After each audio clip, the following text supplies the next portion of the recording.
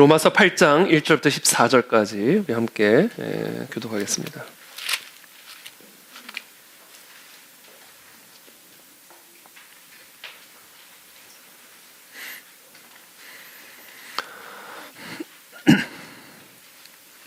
우리 한 절씩 저 여러분들이 교독하겠습니다. 저부터 읽겠습니다. 그러므로 이제 그리스도 예수 안에 있는 자에게는 결코 정죄함이 없나니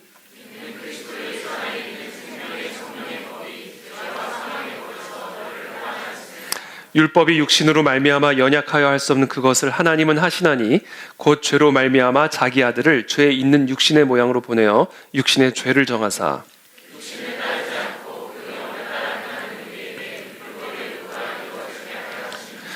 육신을 따르는 자는 육신의 일을, 영을 따르는 자는 영의 일을 생각하나니 육신의 생각은 하나님과 원수가 되나니 이는 하나님의 법에 굴복하지 아니할 뿐 아니라 할 수도 없음이라. 만일 너희 속에 하나님의 영이 거하시면 너희가 육신에 있지 아니하고 영에 있나니 누구든지 그리스도의 영이 없으면 그리스도의 사람이 아니라.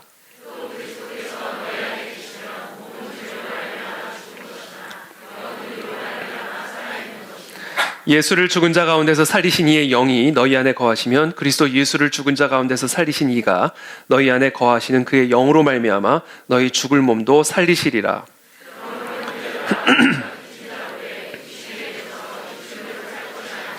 너희가 육신대로 살면 반드시 죽을 것이로되 영으로서 몸의 행실을 죽이면 살리니 무릇 하나님의 영으로 인도함을 받는 사람은 곧 하나님의 아들이라. 아멘. 네, 지난 주간에 제가 그 2층에 저희 이제 공사 이제 거의 마무리돼가는 가운데 있는데 거기 이제 큰 합판이 있어서 이 합판이 고른가 이렇게 합판 결이 고른가 이렇게 만지다가 가시가 훅 들어와가지고요. 이 가시를 빼느라고 여러분 절대 합판에 고르면 손으로 확인하지 마세요. 가시가 훅 들어와가지고 어제 그저께 조금 째가지고 이렇게 했습니다. 뭐 큰 상처는 아닌데 그래도 이렇게 염증이 나면 안 된다고 그러셔가지고 이렇게 잘 붕대를 감고 있습니다. 이제 2층은 저희가 이제 청소년 부서가 이제 주일 예배를 드리는 공간이 될 겁니다. 그래서 예배 후에도 우리 청소년 부서 아이들이 그곳에 남아서 뭐 악기 연주를 하든지 저희가 탁구대도 준비를 해서 탁구를 치든지 하여튼 어떻게든지 교회에 남아있게 그렇게 저희가 그 장소를 앞으로 꾸미려고 합니다. 그래서 여러분 많은 관심 가져주시고 오늘 이제 아마 다음 주 화요일이면 이제 대부분의 바닥 공사는 다 마무리가 되기 때문에 이제 사용을 할 수가 있을 것 같긴 합니다. 그래서 많은 관심 가져주시고 한번 여러분 기회 되시면 오늘은 마시고 다음 주에 한번 방문해 주시면 좋을 것 같습니다. 오늘은 조금 자제들이 있어서 좀 위험할 수가 있습니다. 네, 오늘 우리 함께 나눌 말씀 성령의 인도하심을 받는 삶이란 주제를 가지고 하나님의 말씀 함께 나누겠습니다. 우리가 잘 알다시피 로마서의 핵심 주제는 복음입니다. 여러분 복음이란 무엇입니까? 로마서 3장 23절에 복음이 무엇인지를 사도 바울이 아주 잘 축약적으로 설명해 두었습니다. 모든 사람이 죄를 범하였음에 하나님의 영광에 이르지 못하더니 그리스도 예수 안에 있는 속량으로 말미암아 하나님의 은혜로 값없이 의롭다 하심을 얻은 자 되었느니라. 여러분 우리는 우리의 행위로 천국에 가지 못합니다. 우리가 아무리 열심히 구제를 하고 또 아무리 열심히 선행을 베풀어도 우리의 행위와 노력으로 천국에 갈 수 없습니다. 왜냐하면 우리 모든 다 죄인이기 때문에 그렇습니다. 자, 그렇다면 우리가 죄인이라는 사실을 어떻게 알 수가 있는가? 저도 한동안 내가 왜 죄인인지를 잘 알지 못하고 계속해서 죄인 스스로를 세뇌시키다시피 그렇게 시간을 보냈던 일들이 있습니다. 우리가 죄인이라는 사실을 어떻게 알 수가 있는가? 하나님이 정하신 기준을 깊이 들여다보면 우리가 왜 죄인인지 그리고 왜 아무리 노력을 해도 천국에 들어갈 수가 없는지를 우리는 확연하게 깨달을 수가 있습니다. 하나님이 우리가 천국에 들어갈 수 있는 기준을 만들어 두셨는데 그 기준이 바로 하나님의 율법입니다. 로마서 3장 19절부터의 말씀입니다. 우리가 알거니와 무릇 율법이 말하는 바는 율법 아래에 있는 자들에게 말하는 것이니 이는 모든 입을 막고 온 세상으로 하나님의 심판 아래에 있게 하려 함이라. 그러므로 율법의 행위로 그의 앞에 의롭다 하심을 얻을 육체가 없나니 율법으로는 죄를 깨달음이니라. 자, 그렇다면 어떻게 우리가 하나님의 심판으로부터 구원을 받아 천국에 들어갈 수가 있는가? 그것을 로마서 3장 23절에서 사도 바울이 이야기하는 것이죠. 모든 사람이 죄를 범하였음에 하나님의 영광에 이르지 못하더니 그리스도 예수 안에 있는 속량으로 말미암아 하나님의 은혜로 값없이 의롭다 하심을 얻은 자 되었느니라. 예수 그리스도께서, 죄 없으신 예수 그리스도께서 우리를 대신하여 우리의 죄를 다 받으시고 전가받으시고 우리를 대신하여 십자가에서 그 죄값을 지불하심으로 말미암아 우리는 하나님의 은혜로 값없이 의롭다 하심을 얻은 자가 된 겁니다. 자, 그렇다면 우리 죄인들이 예수 그리스도의 그 십자가의 은혜로 말미암아 의롭다 칭함을 얻은 것, 이걸 칭의라고 부르죠. 그럼 그 칭의로 끝이 나는 것인가? 그 칭의를 받기만 하면 그 다음부터는 그냥 내 마음대로 살아가도 되는 것인가? 예수님은 분명히 우리에게 말씀하셨습니다. 나더러 주여 주여 하는 자마다 다 천국에 들어갈 것이 아니요 다만 하늘에 계신 내 아버지의 뜻대로 행하는 자라야 들어가리라. 그래서 로마서의 메시지는 칭의로 끝나지 않습니다.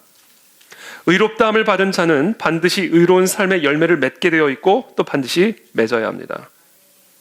의롭다함을 받은 자의 삶 속에 나타나는 의로운 삶을 우리는 거룩 또는 성화라고 부릅니다.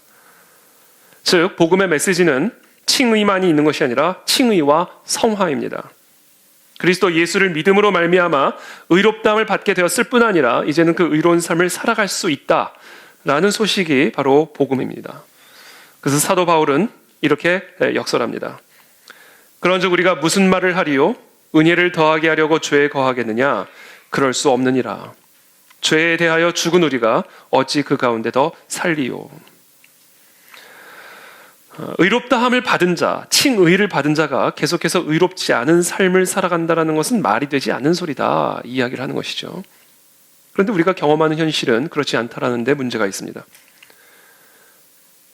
우리가 예수 그리스도를 영접하는 순간 우리는 다음과 같이 생각합니다.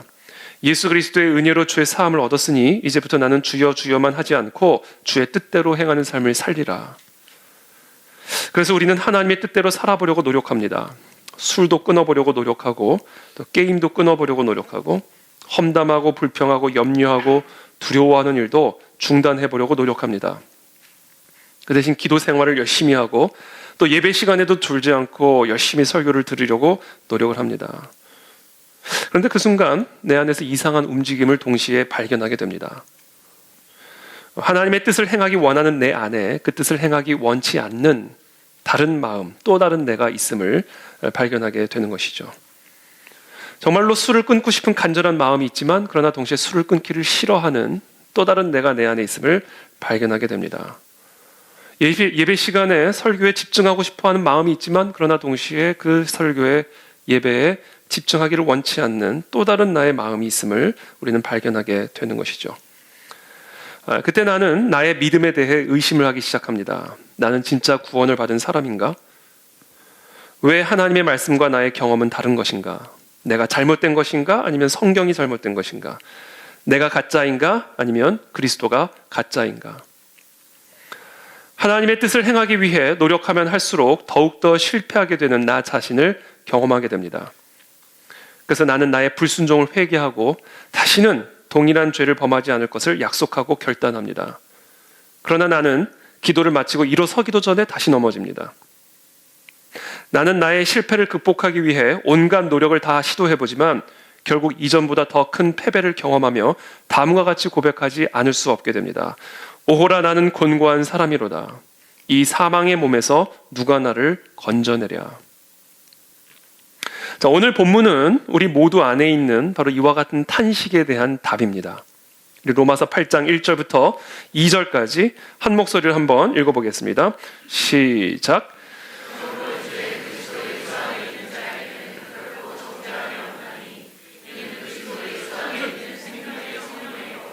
죄와 사망의 법에서 너를 해방하였습니다. 그리스도 예수 안에 있는 자에게는, 즉 그리스도의 대속의 은혜를 믿음으로 말미암아 의롭다함을 받은 자들에게는 결코 정죄함이 없다. 여러분, 우리가 아무리 율법적으로 실패하고 아무리 도덕적으로 실패를 해도 우리에겐 더 이상 정죄함이 없습니다. 뻔뻔해지시길 축복합니다. 우리에게는 정죄함이 없어요. 예수 그리스도께서 우리의 모든 죄를 대신하여 정죄를 받으셨기 때문에 나는 더 이상 받을 정죄가 없습니다. 그러나 여기서 끝이 아니에요. 그와 동시에 우리가 반드시 기억해야 할 사실이 하나 더 있습니다. 그것은 바로 우리가 예수 그리스도 안에 있음으로 말미암아 더 이상 정죄를 받지 않을 뿐 아니라 죄와 사망의 법에서 해방되었다라는 사실이에요. 이게 1절부터 2절까지의 말씀이죠. 이제 예수 그리스도 안에 있는 자에게는 결코 정죄함이 없나니, 그게 다가 아니라 그리스도 예수 안에 있는 생명의 성령의 법이 죄와 사망의 법에서 너를 해방하였다. 여기서 말하는 죄와 사망의 법이라는 것은 율법을 의미합니다. 그러니까 지금 사도 바울은 이야기하는 것이죠. 그리스도 예수 안에 있는 자는 율법에서 해방되었다. 자, 율법에서 해방되었다라는 것은 무엇을 의미하는가? 먼저 율법이란 무엇입니까? 율법은 하나님이 나에게 요구하시는 거룩과 의의 기준입니다. 즉, 율법은 나를 향한 하나님의 거룩하고 의로운 요구예요. 너는 이렇게 해야 돼. 이렇게 살아야 돼. 하나님이 정하신 거룩과 의로운 요구, 이게 율법입니다. 그러므로 율법으로부터의 해방은 그와 같은 하나님의 요구로부터의 해방이에요. 물론 이 율법으로부터의 해방이 우리의 율법을 행할 의무, 그리스도인의 거룩과 성화에 대한 의무로부터의 해방을 의미하는 것은 아닙니다.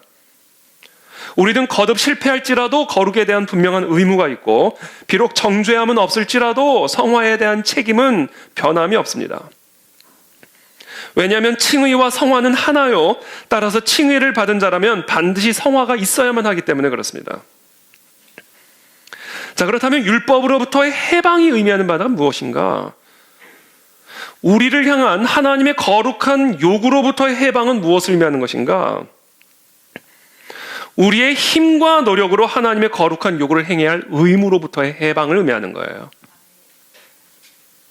하나님의 율법을 행해야 할 의무로부터의 해방이 아니라 우리의 힘과 노력으로 하나님의 율법을 행해야 하는 의무로부터의 해방. 이게 율법으로부터의 해방입니다. 좀 더 직설적으로 표현하면 우리 모두가 율법으로부터 구원을 받았다라는 이야기는 이제부터 나는 어떤 방식으로도 하나님의 거룩한 요구를 위해 어떤 일도 할 필요가 없다라는 선언이에요. 내가 다시는 나의 힘과 나의 노력으로 하나님의 뜻을 행하여 하나님을 기쁘시게 하려고 노력할 필요가 없다라는 의미입니다. 왜냐하면 하나님의 거룩한 요구를 이행할 필요가 없기 때문이 아니라 하나님이 친히 나를 위해 하나님의 요구를 이행하실 것이기 때문이다라는 거예요. 우리는 여전히 하나님의 율법적인 요구를 이행할 의무와 책임을 갖고 있습니다. 그러나 더 이상 내가 그 의무를 이행할 필요가 없다라는 거예요. 나는 하나님을 위하여 아무것도 할 필요가 없다라는 거예요. 왜냐하면 하나님이 그 의무를 나를 위해 친히 이행하실 것이기 때문이라는 겁니다. 그것이 율법으로부터의 구원이 의미하는 바예요. 여러분, 술을 끊으려고 절대로 노력하지 마세요. 하나님이 친히 술을 끊게 만들어주시는 거예요. 왜냐하면 절대로 우리는 술을 못 끊어요. 우리의 힘으로는. 우리는 절대로 우리의 힘으로 우리의 죄성을 이길 수가 없습니다. 그래서 나의 힘과 나의 노력으로 하나님을 기쁘시게 하기 위하여 하나님의 율법적 요구를 이루려는 노력을 즉시 중단하라는 겁니다. 그게 율법으로부터의 해방이에요. 여러분, 이 진리가 우리에게 너무 큰 위로를 주지 않습니까? 우리가 아무것도 할 필요가 없어요.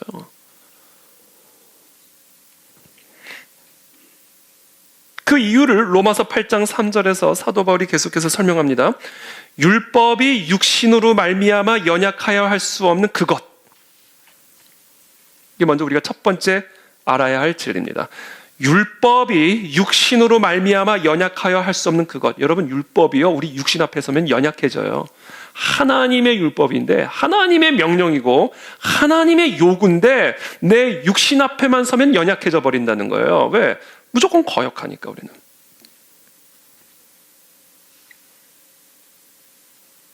율법이 육신으로 말미암아 연약하여 할 수 없는 그것을 하려고 하지 말라는 거예요. 왜냐하면 우리는 우리의 육신으로 절대 하나님의 율법적 요구를 이행할 수 없기 때문입니다. 우리의 육신이 너무나 강하기 때문에 율법적인 요구를 이행하는 일에 있어서 우리는 언제나 실패하게 될 거예요. 그것을 우리가 깨달아야 됩니다. 사도 바울의 고백이죠. 내 속 곧 내 육신에 선한 것이 거하지 아니하는 줄을 아노니 원함은 내게 있으나 선을 행하는 것은 없노라. 하나님의 뜻을 행하기를 원해요. 내가 성화를 추구하고자 하는 마음이 내 안에 있단 말이에요. 그러나 정작 선을 행하는 것은 하나도 없다라는 거예요. 우리의 육신의 연약함 때문에. 그러니까 지금 이 복음의 메시지는 우리에게 무엇을 선언하고 있는 것이냐면, 절대로 너의 힘과 노력으로 하나님의 율법적 요구를 이행하려고 노력하지 마라. 아무것도 하지 말라는 거예요. 아무것도. 우리의 문제는 죄의 문제를 능가하는 문제입니다. 우리의 문제는 죄성의 문제예요. 죄 용서를 받았고 죄의 문제가 해결되었고 정죄함이 없지만, 그래도 더 이상 정죄함이 없을지라도 계속해서 그 율법의 요구를 거역하는 본성, 육신, 죄성, 그것은 여전히 우리 안에 살아있단 말이에요. 그래서 우리는 하나님의 뜻을 이행하는 일에 있어서 언제나 실패합니다. 먹지 말라라는 하나님의 명령을 듣는 순간 그것을 먹고자 하는 비뚤어진 본성을 우리가 갖고 있기 때문에, 우리가 비록 그리스도의 은혜로 의롭다 함을 받기는 했어도 실제로 의로운 삶을 살아간다는 것은 불가능한 일이에요. 여러분만 그런 게 아니라 저도 그렇고요. 저만 그런 게 아니라 여러분도 그렇습니다. 똑같아요. 그래서 어떻게 하란 말인가? 하나님의 율법적인 요구를 이행하려는 나의 노력을 즉각적으로 중단하십시오. 왜냐하면 나의 노력은 반드시 실패할 것이기 때문에 그래요. 베드로의 실패가 그와 같은 사실을 우리에게 가르쳐주죠. 다른 사람들은 다 부인할지라도 저는 절대로 부인하지 않겠습니다. 이를 악물고 스스로 다짐도 해보고 칼도 휘둘러 보았지만 결국 베드로는 실패합니다. 안 되는 거예요. 육신으로는. 무조건 실패합니다. 사도 바울도 마찬가지예요. 내가 나의 탐심을 제거하리라 결단하고 일어서면서 탐심을 품게 되는 거예요. 안 되는 겁니다. 이거는 우리가 노력하는 그 순간 그 노력은 실패합니다. 그래서 사도 바울이 고백합니다. 그러므로 내가 한 법을 깨달았노니 이건 법이다. 법. 중력의 법칙처럼 이건 법이다. 어떤 법인가? 선을 행하기 원하는 나에게 악이 함께 있는 것이로다. 내 속 사람으로는 하나님의 법을 즐거워하되 내 지체 속에서 한 다른 법이 내 마음의 법과 싸워 내 지체 속에 있는 죄의 법으로 나를 그냥 질질질 끌고 사로잡아가는 것을 보는도다. 이게 보이는 거예요. 내 안에. 오호라 나는 곤고한 사람이로다. 이 사망의 몸에서 누가 나를 건져내랴.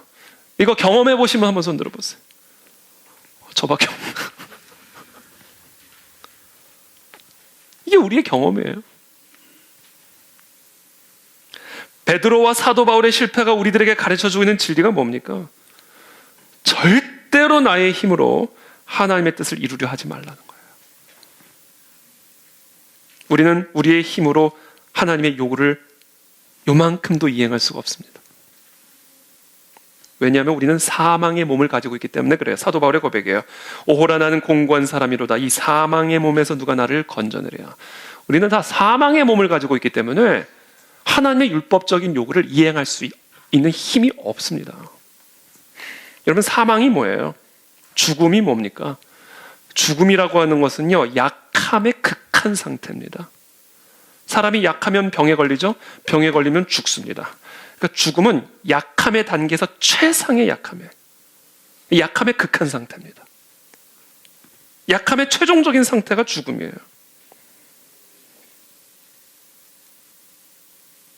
그러므로 내가 하나님의 뜻, 하나님의 율법적인 요구를 이행하는 일에 있어서 내가 사망의 몸을 가지고 있다는 말씀은 내가 하나님의 뜻을 이행하는 일에 있어서 나는 완벽하게 연약하다라는 거예요.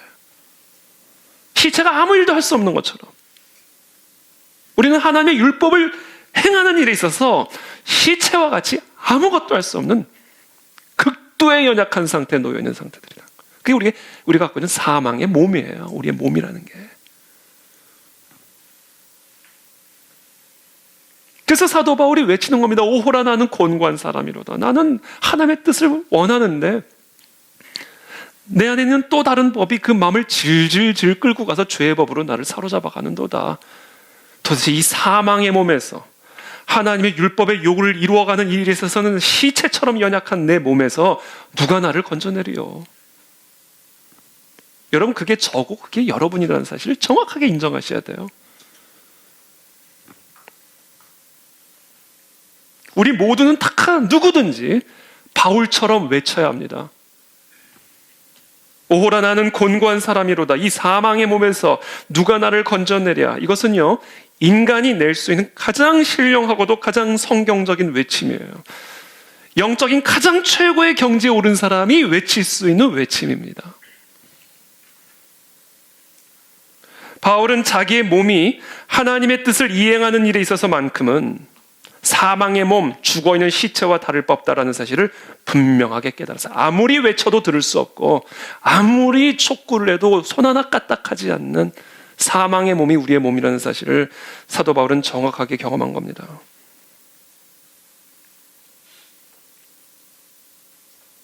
우리 모두에겐 바로 이와 같은 사도 바울의 외침이 필요한 것이죠. 그리고 그것을 돕기 위해서 하나님이 우리에게 허락하신 것이 바로 율법입니다. 여러분이 저를 그냥 가만히 내버려 두고 있는 한 저는 아주 유능하고 아주 훌륭한 사람처럼 보일 수 있습니다. 그러나 여러분이 저에게 무엇을 하라고 명령을 하는 그 순간 저의 죄성은 드러나게 될 거예요. 그렇죠? 만일 여러분들에게 아주 서투른 하인이 하나 있다고 가정해 보십시오. 그가 그저 가만히 앉아서 아무 일도 하지 않는다면 그의 서투름은 나타나지 않을 거예요. 그러나 만일 여러분이 그 하인에게 이제 시간만 허비하지 말고 일어나서 일 좀 해라, 일을 명령하기 시작하면 그때부터 즉각적으로 문제가 일어나기 시작할 겁니다. 일어나면서 의자를 넘어뜨리고 접시에 손을 대는 순간 접시는 깨지고, 아, 가만히 있어주는 게 나를 돕는 거였구나라는 사실을 금방 깨닫게 되는 것이죠. 여러분이 그 하인에게 아무런 요구를 하지 않았다면 그의 서투름은 전혀 나타나지 않았을 거예요. 그러나 그 하인에게 여러분이 무엇을 하라고 시키자마자, 명령하자마자 그의 서투름은 즉각적으로 보여지는 것이죠. 주인의 요구 자체는 정당한 것이었지만 그 사람은 그 요구를 이행할 만한 능력을 갖고 있지 않았습니다. 그의 서투름을 명백하게 드러내게 한 것은 여러분의 요구였습니다. 우리는 모두 다 태어나면서부터 죄인입니다. 하나님의 율법적인 요구를 이행할 수 없는 죄인 중에 죄인들이죠. 사망의 몸을 가지고 태어난 자들입니다. 물론 우리는 그 사실을 전혀 알지 못하고 태어났습니다. 한동안 그것을 전혀 인정하지 않고 살아왔습니다. 그런데 만일 하나님께서 우리에게 아무것도 요구하지 않았더라면 아마 우리가 죄인이라는 사실을 전혀 알지 못하고 의인 중에 의인이라고 생각하며 살다가 죽었을 겁니다. 그러나 하나님이 나에게 거룩의 기준, 천국에 들어가기 위한 의의 기준을 요구하셨을 때 그 요구를 즉각적으로 거역하고자 하는 나의 죄성은 아주 선명하게 노출되기 시작했습니다. 그래서 우리는 하나님의 심판과 저주를 받아 영원한 지옥에 들어갈 수밖에 없는 죄인이라는 사실을 명백하게 깨달아 알게 된 것이죠.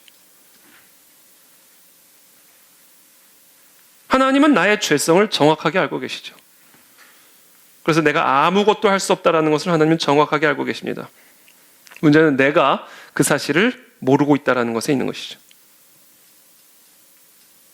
그래서 하나님은 우리의 거룩과 성화를 위해 우리가 하나님의 기준을 이행하는 데 있어서 전적으로 무능하다는 사실을 깨달아 알 때까지 우리를 끌어내리는 그런 과정들이 반드시 필요하다라고 여기시는 것이죠. 베드로의 성화를 위해 베드로에게 바로 그런 경험들이 필요했던 것이고, 사도 바울의 성화를 위해 사도 바울에게도 그와 같은 실패의 경험이 필요했던 것입니다. 사도 바울은 이웃의 것을 탐내지 말라라는 10번째 계명에서 완전히 무너져 버렸습니다. 거기서 그는 자신의 완전한 무능력을 직면하게 되었습니다. 율법을 지키려고 노력하면 할수록 자신의 연약함은 더욱더 드러나고 있었습니다. 하나님은 그 사실을 이미 알고 계셨죠. 그러나 바울은 몰랐고 우리는 몰랐습니다. 그래서 하나님께서는 바울에게 그리고 우리들에게 그 사실을 인식시키기 위하여 우리로 하여금 고통스러운 경험을 하게 만드셔야만 했습니다. 하나님은 우리의 연약함이 의심할 여지 없이 분명하게 입증되게 하셔야만 했습니다. 저와 여러분들의 삶에 그와 같은 실패들은 바로 이와 같은 성화를 위한 하나님의 섭리 속에 있다는 사실을 기억하시기를 축복합니다. 나는 아주 철저한 죄인입니다. 나는 사망의 몸입니다. 죄를 짓는 일에는 그렇게 살아있는 내가 하나님의 율법적 요구 앞에만 서면 사망의 몸이 되어버립니다. 나는 내 힘으로 거룩하신 하나님을 기쁘시게 할 수 있는 능력이 전혀 없습니다. 저와 여러분들 안에 이와 같은 고백이 있게 되기를 축복합니다. 그때 비로소 율법의 목적은 달성이 되는 것이죠.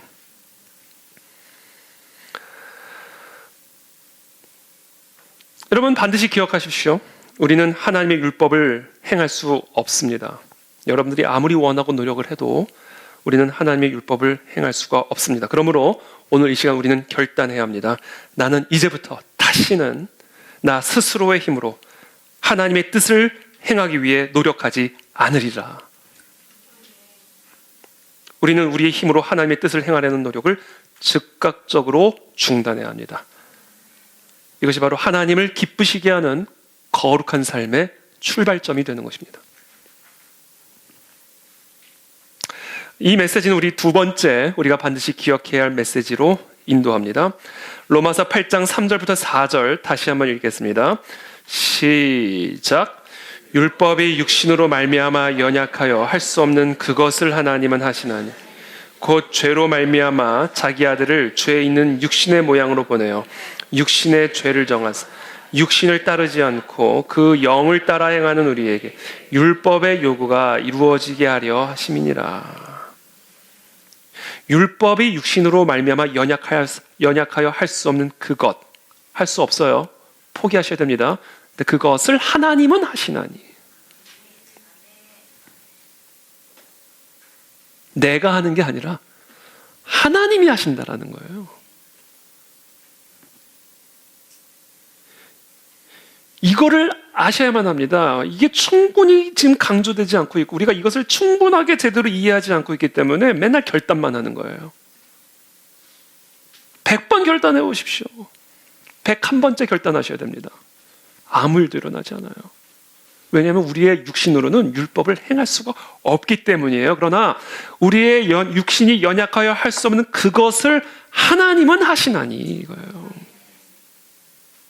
이 진리를 우리가 뼈에 새겨야 됩니다.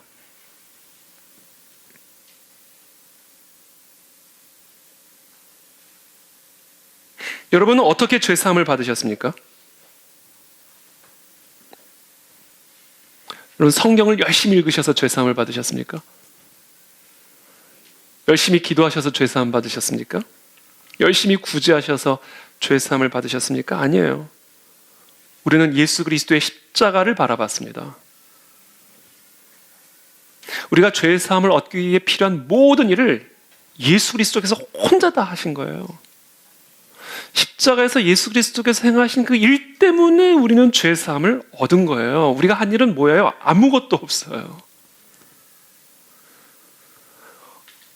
우리가 의롭다함을 받기 위해서 한 일은 아무것도 없다고요. 처음부터 끝까지 다 그리스도께서 행하신 일이란 말이에요.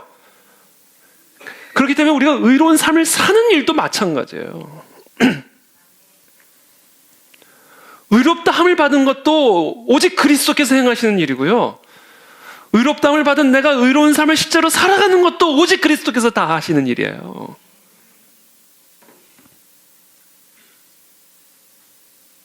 우리가 의롭다함을 받는 방법과 그리고 실제로 의로운 삶을 살아가는 방법은 정확하게 동일합니다. 처음부터 끝까지 그리스도가 다 하시는 거예요. 이게 복음이에요, 여러분. 복음이 왜 복음입니까? 내가 할 일이 아무것도 없기 때문에 복음이에요. 우리는 우리의 의롭다함을 받기 위해 우리가 할 일이 아무것도 없어요. 너무 할 일이 없으니까 사람들이 의심을 합니다. 이게 너무 쉬우니까 사람들이 거부해요.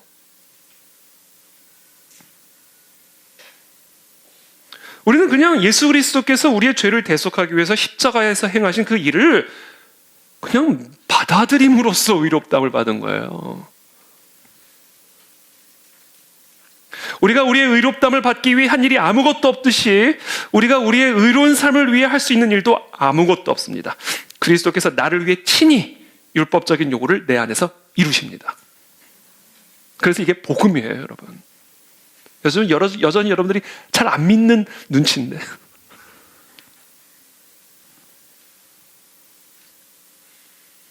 여러분, 이 지점에까지 이르셔야 돼요. 주님, 저는 주님의 뜻을 이루기 위해서 할 수 있는 일이 아무것도 없습니다. 여러분, 내가 내 죄사함을 받기 위해서 내가 요만큼이라도 공로가 있다면 그건 일이 아닙니다. 우리는 아무 공로가 없어요. 그냥 예수 그리스도께서 행하신 일 때문에 의롭다함을 받았어요. 그거와 동일하다니까요. 내가 의로운 삶을 살아가기 위해서 우리에게 필요한 것은 내 안에 아무것도 없어요. 내가 할 수 있는 일 아무것도 없어요. 그리스도께서 하신 일 때문에 내가 할 수 있는 거예요. 이게 회복이 돼야 내 삶의 성화가 회복이 됩니다.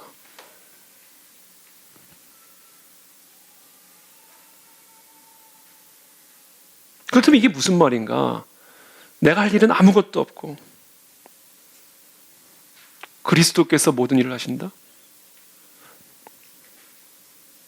그럼 아무 일도 하지 말고 그냥 벽에 십자가 걸어놓고 십자가만 바라보고 있으란 말인가?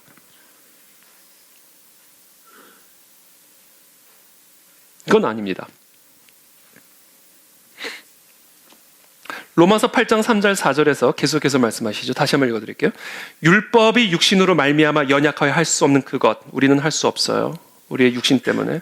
근데 그것을 하나님은 하시나니 곧 죄로 말미암아 자기 아들을 죄에 있는 육신의 모양으로 보내어 육신의 죄를 정하사 육신을 따르지 않고 무엇을 따라 행하는?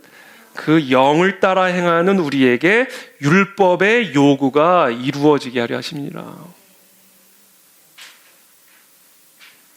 우리에게 주어진, 우리에게 요구하시는 그 율법적인 요구는 우리의 육신을 따라 행할 수 있는 게 아니에요. 우리의 육신적인 결단으로 할 수 있는 일이 아닙니다. 내 안에 내주하시는 영을 따라갈 때 그 영이 그 율법의 요구를 이루시는 거예요. 사람들이 이거를 알지 못하고 계속 뭐 금식하면 될 것처럼 생각한다. 아니에요. 결단한다고 될 일이 아니에요. 내가 이번엔 좀 더 단호해지리라.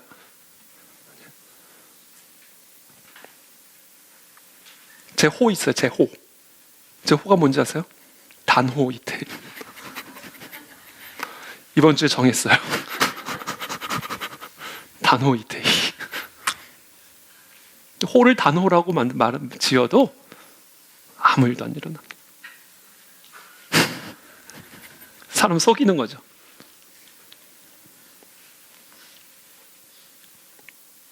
내 안에 내주하시는 영을 따라가야 돼요. 그러면 그 영이 다 이루십니다.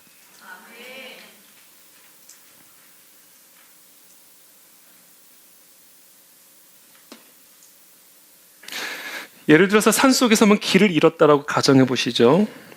산속에서 길을 잃은 사람은요, 아무리 노력해도 길을 찾을 수 없어요. 저는 산에서 7시간 헤맨 적이 있어요. 혼자.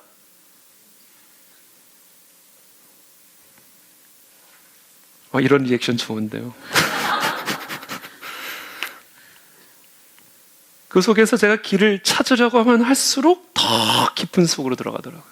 도무지 찾을 수가 없어요.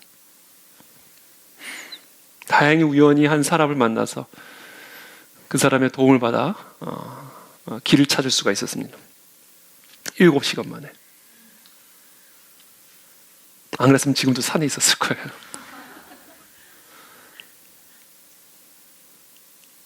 여러분, 우리가 산속에서 길을 잃은 경우에 우리가 노력을 하면 노력할수록 더 상황은 어려워져요. 찾을 수가 없거든요. 산속에서 어떻게 길을 찾아요? 산에 길이 없는데. 그럼 헤매면 헤맬수록 더 깊이 들어가게 되는 거예요.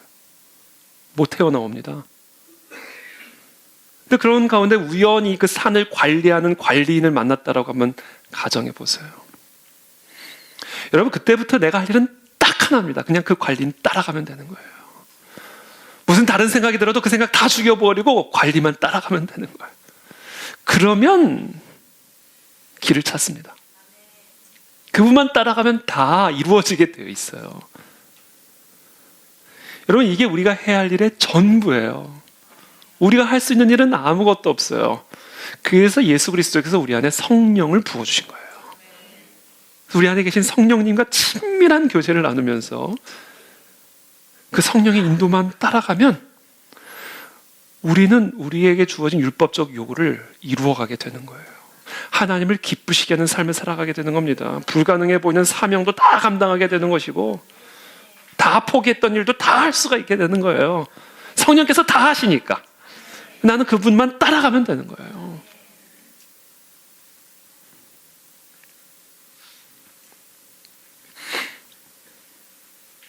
그래서 로마서 8장 5절부터 이렇게 얘기합니다. 육신을 따르는 자는 육신의 일을, 육신을 따라가면 육신의 일을 하는 거예요. 육신으로 율법 못 따라갑니다. 영을 따르는 자는 영의 일을 생각하나니 육신의 생각은 사망이에요. 영의 생각은 생명과 평안입니다. 육신의 생각은, 육신을 따라가면 사망, 하나님의 율법적 요구 앞에 죽은 시체같이 돼버립니다. 그러나 영을 따라가고 영을 생각하는 자들은, 영의 생각을 품고 살아가는 자들은 하나님의 율법적 요구 앞에서 생명과 평안으로 그 요구를 이루어가게 된다는 거예요. 육신의 생각은 하나님과 원수가 되나니 이는 하나님의 법에 굴복하지 아니할 뿐 아니라 할 수도 없어요. 불가능한 일이에요. 육신에 있는 자들은, 육신을 따라가는 자들은 아무리 육신으로 결단해도 하나님을 기쁘시게 할 수 없느니라. 그러나 만일 너희 속에 하나님의 영이 거하시면 너희가 육신에 있지 아니하고 영에 있나니 누구든지 그리스도의 영이 없으면 그리스도의 사람이 아니라. 이건 무슨 얘기냐면요, 저 여러분들 다 그리스도인이시잖아요. 여기 계신 분들 다 그리스도인이시잖아요. 그럼 여러분들이 느끼든 안 느끼든 저와 여러분들 안에는 그리스도의 영이 계십니다. 저와 여러분들 안에는 하나님의 영이 거주하고 계세요. 여러분, 이걸 믿으셔야 돼요.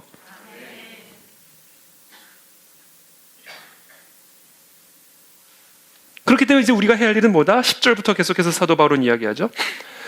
또 그리스도께서, 12절로 넘어갈게요. 12절 보시면, 그러므로 형제들아, 우리가 빚진 자로 돼 육신에게 져서 육신대로 살 것이 아니니라. 너희가 육신대로 살면 반드시 죽을 것이로되 영으로서, 내 안에 내주하신 그 영으로서 몸의 행실을 죽이면 살리니 하나님의 율법적 요구를 이루게 되리니 무릇 하나님의 영으로 인도함을 받는 사람은 곧 하나님의 아들이라. 육신은 절대로 안 죽는데요, 이 육신을 죽일 수 있는 단 하나의 길이 있어요. 이게 뭐냐면 내가 내 안에 내주하시는 성령의 뜻을 따라가면, 그럼 우리가 육신을 이길 수 있는 힘을 받게 된다는 거예요. 하나님의 율법적 요구를 이룰 수 있는 능력을 받게 된다는 겁니다. 그래서 저와 여러분들이 이제부터 해야 할 일은, 평생에 할 일은 뭐냐? 내 안에 계신 성령 하나님을 인정하고 그 성령 하나님을 존귀하게 높여드리며 어떤 노력도 중단하고 오직 성령 하나님만 따라가는 거예요. 여러분들의 어떤 결단도 필요 없고 여러분들의 어떤 노력도 필요 없어요. 그것으로는 우리는 절대로 율법적 요구를 이룰 수가 없습니다. 우리가 할 일은 단 하나, 모든 마음과 힘을 다하여 내 안에 내주하시는 성령의 뜻을 따라가기 위해 노력하는 겁니다. 그때 우리 안에 성령의 열매가 맺어지는 거예요. 열매는요, 맺어지는 겁니다. 열매는 만드는 거 아니에요. 열매는 만들어지는 거예요. 내 안에 계신 성령을 따라가면 내 삶의 성령의 열매들이 맺어지는 겁니다.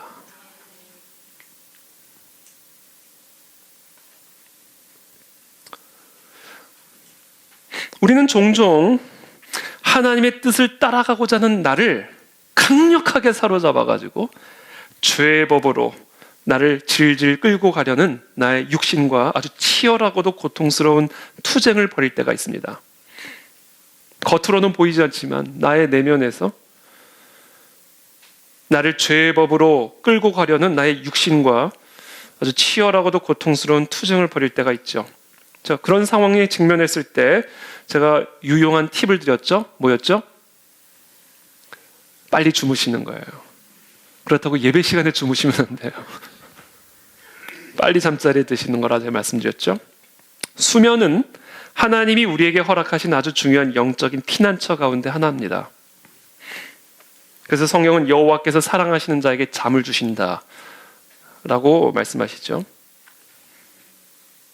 그런 치열한 투쟁이 내 안에서 벌어질 때 잠으로 피하는 것이 현명한 이유는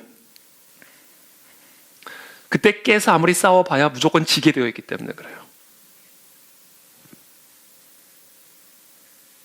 그래서 그때는 여러분들의 노력을 즉각적으로 중단할 수 있는 어떤 방법이라도 취해야 됩니다. 그게 가장 좋은 게 자는 거예요.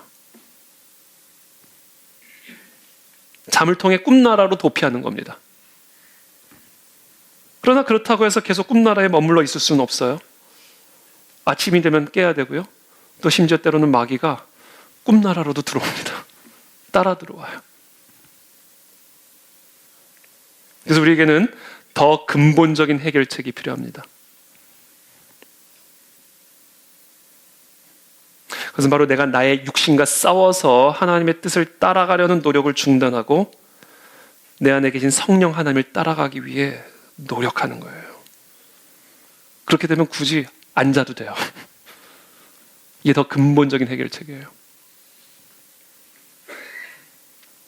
어떤 감정이, 어떤 유혹이, 어떤 상황이 나의 육신을 사로잡아서 하나님의 뜻을 거역하는 방향으로 나를 끌고 가려고 할 때 거기에 끌려가지 않기 위해 나의 힘을 다해 그것에 대항하여 싸우는 게 아니라 그 순간은 내 안에 계신 성령 하나님을 의지하고 그 성령 하나님의 도우심을 구하며 성령 하나님의 인도하심을 따라가는 거예요.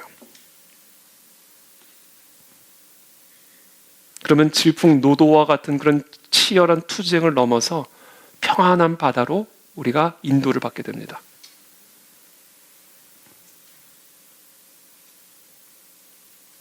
이렇게 기도하십시오. 성령 하나님, 이렇게 내 안에 계시니까 이렇게 딱 하면 성령 하나님, 나는 나의 힘으로 나의 육신을 이길 힘이 없습니다.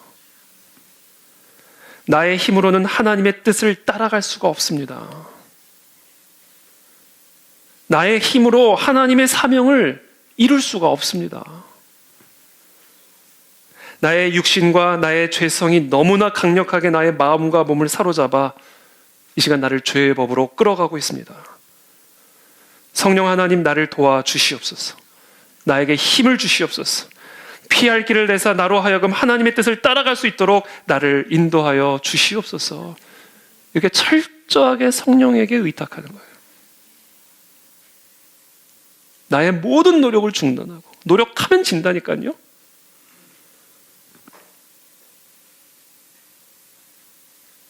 성령으로 우리가 살아간다는 것은 내가 나의 힘으로 스스로 할 수 없는 것을 성령께서 내 안에서 행해 주실 것이다라는 믿음을 가지고, 나는 못하지만 성령님은 하실 수 있다라는 믿음을 가지고 전적으로 성령 하나님을 신뢰하는 거예요. 내가 발버둥 치는 게 아니라. 예를 들면 이런 거죠. 오늘 여러분이 누군가를 만나셔야 돼요. 근데 그 사람은 매우 무례하고 아주 불친절한 사람입니다. 정말 만나고 싶지 않은 사람이에요. 그래서 그 사람을 만나면 내가 아마 화가 날 것 같고, 온유함을 잃어버리게 될 것 같고, 실수를 할 수도 있을 것 같은. 그래서 하나님의 율법적인 요구를 내가 온전히 수행하기 어려운, 성화의 모습을 보이기가 어려운 그런 위험성이 있을 거라고 예상이 되는 것이죠. 그런 패턴들이 반복이 되어 왔기 때문에 이번에도 그 사람을 만나면 또 그렇게 될 거다라고 하는 그런 염려가 내 마음에 들어오게 되는 것이죠. 그때 우리는 어떻게 해야 되는가? 그 사람을 만나러 가기 전에 내 안에 계신 성령님을 전적으로 의지하는 겁니다. 성령님, 나를 도와주십시오. 오늘 그 사람을 만나서 비록 그 사람이 내게 무례하게 대하고 나를 무시하고 불친절하게 해도 성령께서 내 안에서 역사하여 주시어서 온유하게 대하게 하시고 오히려 그 사람을 사랑할 수 있는 마음을 주옵시고 그 사람의 마음을 누그러뜨릴 수 있는 지혜의 말씀을 내 입술에 허락하여 주시어서 오늘 그 사람과의 만남이 성공적으로 마무리되게 도와주시옵소서. 이렇게 기도하고 가는 거예요.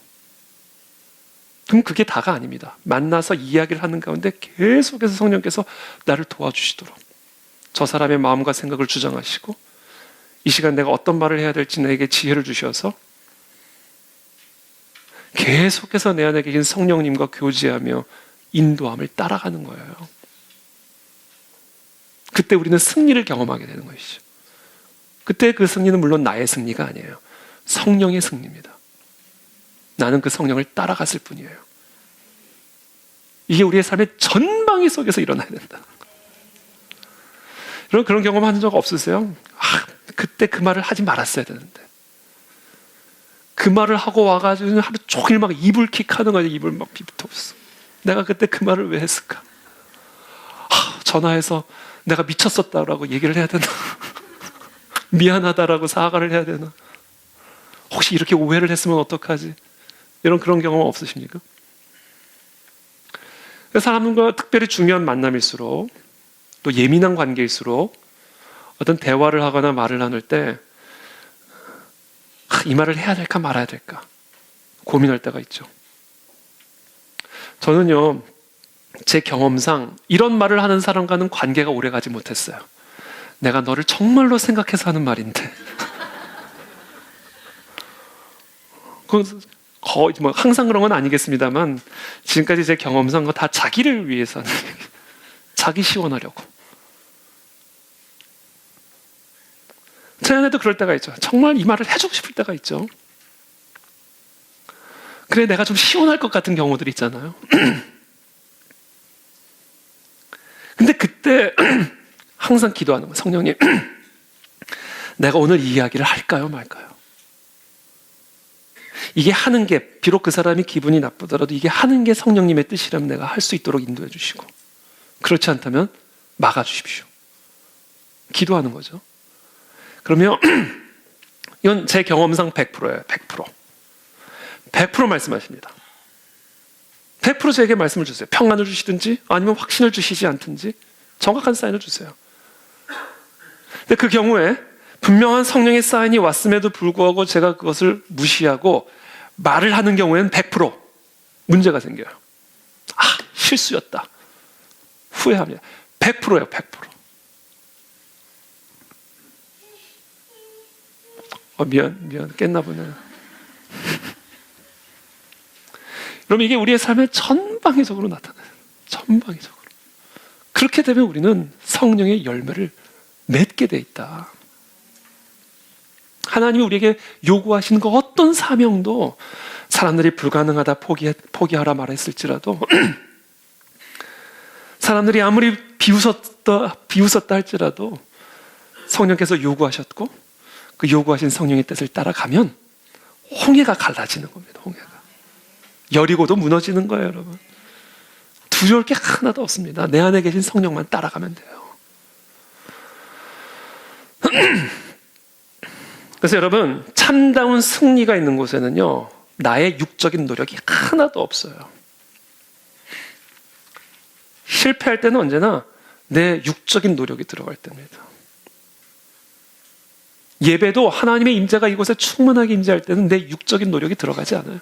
성령께서 다 하시는 거죠. 실질적인 그리스도인의 삶의 원동력, 봉사, 사역, 그리스도인의 생활의 모든 원동력은 어디서 나오는가? 내가 나의 육신을 따라가지 아니하고 내 안에 내주하시는 성령을 따라가면서부터 흘러나온다.